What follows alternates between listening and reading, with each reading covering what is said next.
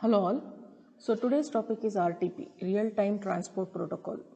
So real-time transport protocol is basically used to deliver real-time packets like internet radio, internet telephony, music on demand, video conferencing, video on demand. These are multimedia real-time traffic which has to be delivered from one place to the other. For this, RTP protocol is used, which is from the RFC 1889. And this RTP is basically works on UDP in transport layer. As you can see here, RTP is there in the transport layer above UDP. So how it look like is, whatever the multimedia data is there, that is there in the RTP payload, and the RTP payload in turn is encapsulated with the RTP header, and then the transport layer UDP header, and then the IP header, and finally the Ethernet header, and then the complete frame is sent out of the machine. Okay, as you can see in the protocol stack, the RTP libraries are present in the application layer. So all the multimedia applications call the RTP library, which in turn, the payload, multimedia payload, whatever is there, that is encapsulated with the RTP header, and then the comes the UDP header, and it is IP header and Ethernet header, and it is sent out. So this is where RTP is located. As you can read, position in the protocol stack, multimedia application streams are fed into the RTP library, which is there in the user space. Okay. Then the library multiplexes the streams, encodes them into RTP packets, and stuff them into the socket. So the data, whatever is there, that is encoded into RTP packets, and then it is sent to the sockets. Then in the socket, that is in the kernel, what happens is the UDP header is added, and then the IP header is added, and the Ethernet header is added, and the complete frame is sent for transmission. What is the basic function? RTP provides three very important functions, that is time stamping, sequencing, and multiplexing of several real-time data streams onto a single stream of UDP packet. Okay, we'll see one after the other. And here he says that a transport protocol implemented in the application layer. Why is it called so? Basically, RTP is part of the transport layer, but the libraries are present in the user space, and they are called by the applications in the application layer. That's the reason it is said that it is a transport protocol implemented in the application layer. Okay, then UDP stream can be sent by, it can be a unicast transmission or it could be a multicast transmission. You know that unicast is one-to-one and multicast is one to a group of systems, right? The transmission is between one system to a group of systems. So it could be any of them. Now we will see basically the three important things that RTP takes care of, that is sequence number, then the time stamping, and the multiplexing. First is sequence number. How sequence numbering is achieved? Each packet sent in an RTP stream is given a number one higher than its predecessor.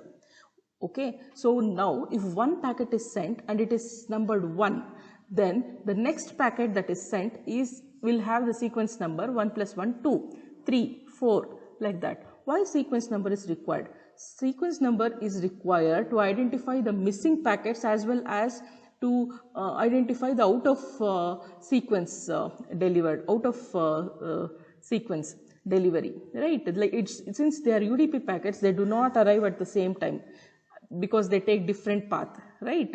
So they arrive at, they doesn't arrive in a sequence, they arrive in different, like the first packet can come at the third place and the third packet can come at the sixth place.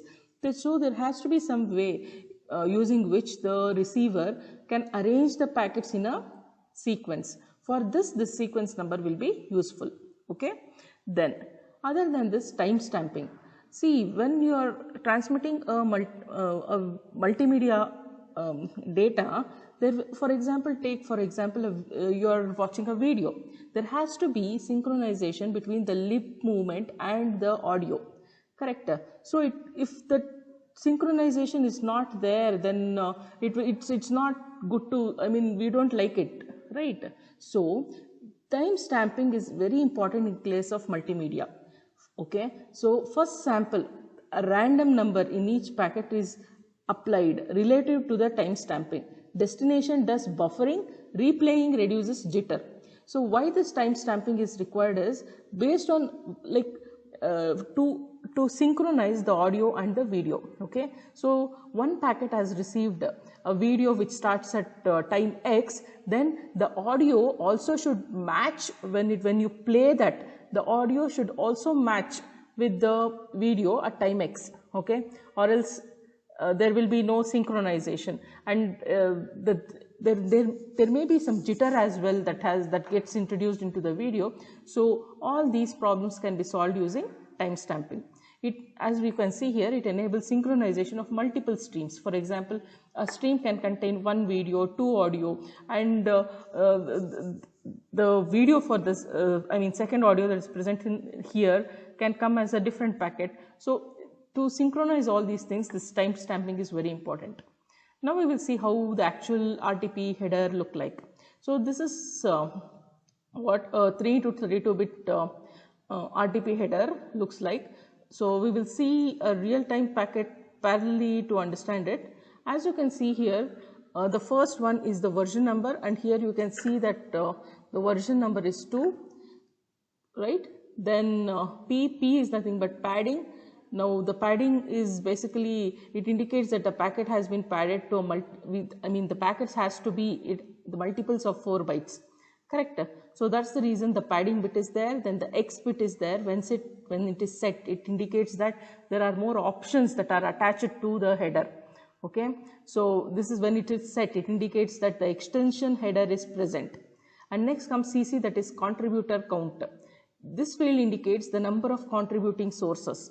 Okay, there could be data from one source, or there could be data from multiple sources in the same packet. Okay, so the contributor count is present in CC, and then the M bit, which is application specific marker bit. All right, then comes the payload type. This indicates like what algorithm is used. There, as we know that if it is video or audio, there are multiple types of videos, there are multiple types of audios that are present, right? So the payload type field specifies what kind of payload is there. Okay, what is the type of audio, video, whatever is there in the payload. Then comes the sequence number. This sequence number, just now I told you, it's nothing but an up counter of packets to detect the lost packets, out of order packets, all these things. Then this timestamp, this is for synchronization between the source side. As timestamp is basically for synchronization between the audio and the video. And all these things. Then synchronization source identifier. This indicates which stream the packet belongs to for muxing and demuxing. Muxing and demuxing is short form for multiplexing and demultiplexing. Okay, multiplexing, you know that multiple data is combined into one, and demultiplexing is a single source is divided into multiple data streams, right? So that is synchronization source identifier. This indicates like it belongs to what kind of muxing and demuxing. So here we saw payload type. This is the payload types that are supported. If it is type 0, that is PCMU audio, like this different types have a particular number. So you specify that in the header. Now we will see an actual header, how it look like. So this is the RTP header. As we can see, first is the version number, then the padding bit, then comes the extension. False means there are no options present. Then the contributing source identifier, here it is 0. That means only one source where there are no multiple sources. Then marker bit is set to false. And then comes payload type.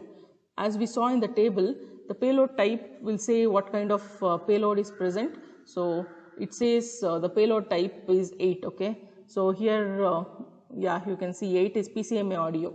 So same thing, PCMA audio is present in the payload. Then the sequence number, as you can see, this is this keep on incrementing, and then the timestamp, and then the synchronization source identifier. You better see that in this part of this thing. See here, you can see time is this is the timestamp, and this is the sequence number, and that SSRC, that is synchronization source identifier, you can see it is same. Why? Because the source is same, 192.168.1.2. For all of them the source is same. That's the reason here it is same. Okay, then finally comes the payload. This is the actual data that is present. So this is how RTP header look like. Then there is not just that. there is one optional, like in this dotted square you can see contributing source identifier, that is optional basically. This is optional field used when mixers are used in the audio, contains list of streams being mixed. Okay, so if there are no mixers present, that is not used. As you can see in this example packet, there is no contributing source identifier. Only if mixers are used, this header part is will be there in the header. Okay, and then this is RTP for you.